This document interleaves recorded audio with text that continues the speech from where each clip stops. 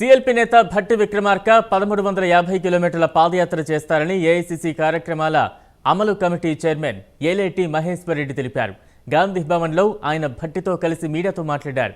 తెలంగాణ పోరు యాత్రతో కొనసాగే ఈ యాత్ర ఆదిలాబాద్ నుంచి ఖమ్మం వరకు కొనసాగుతుందన్నారు. అనంతరం భట్టి మాట్లాడుతూ నీళ్లు, నిధులు, నియామకాలు కాంగ్రెస్తోనే సాధ్యమని ప్రజలకు వివరిస్తామన్నారు. 91 రోజుల పాటు పాదయాత్ర కొనసాగుతుందని, యాత్రలో 3 భారీ బహిరంగ సభలు నిర్వహిస్తామని చెప్పారు.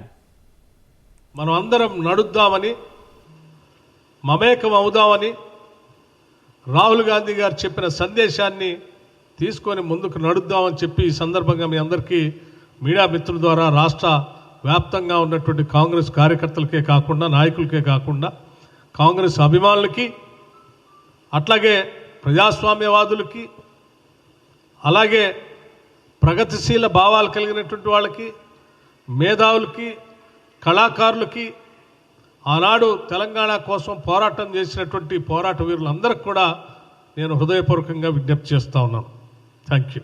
ప్రతి అడుగు ప్రజల గుండె చప్పుళ్ళని, ప్రజల యొక్క ఆశల్ని, అవసరాలని, ప్రజల అవసరాలే కాంగ్రెస్ అజెండాగా మార్చుకొని మనం అందరం నడుద్దామని, మమేకం అవుదామని రాహుల్ గాంధీ గారు చెప్పిన సందేశాన్ని తీసుకొని ముందుకు నడుద్దామని చెప్పి ఈ సందర్భంగా మీ అందరికీ